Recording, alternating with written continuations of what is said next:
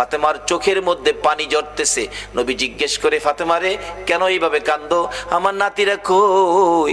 দুই নাতি না দেখলে আমার শান্তি লাগে না। ফাতেমা বলেন, বাবা গো, আমি কাঁদতেছি কোন ব্যথায়?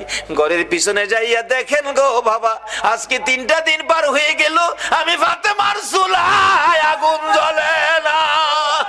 আপনার আদরের দুই নাতি না খাইয়া থাকতে থাকতে পেটের খিদার যন্ত্রণায় ঘরের পিছনে গলাগুলি করে নানা নানা কইয়া কাঁদতেছে গো বাবা।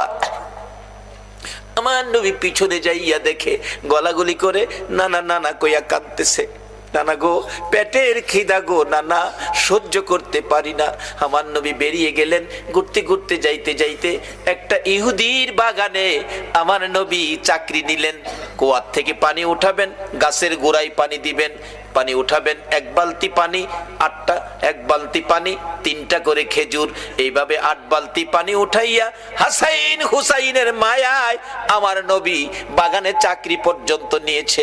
এই ভালোবাসার হাসাইন হুসাইনে কষ্ট পাবে, এই কাজ আপনারা কইরেন না।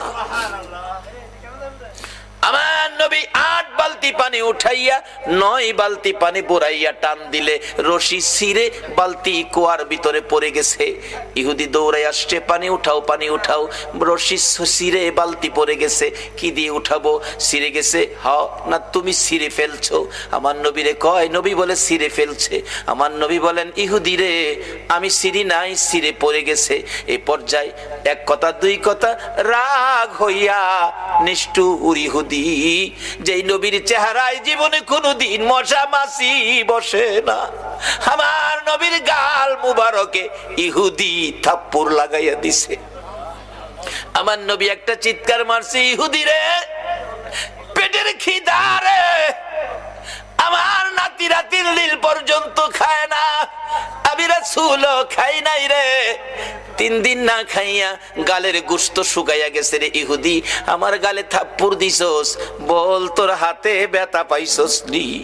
ইহুদি বলেন, কার গায়ে হাত তুললাম গো? আমি মারলাম, আমার জিগায় ব্যথা পাইছিনি।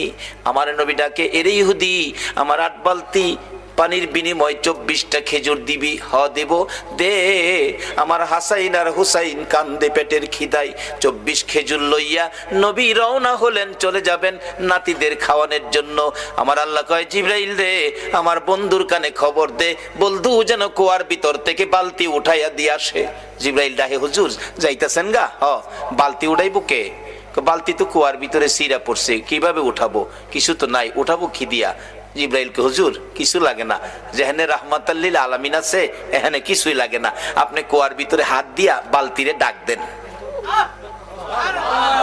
সুবহানাল্লাহ, আসতে কইলেন?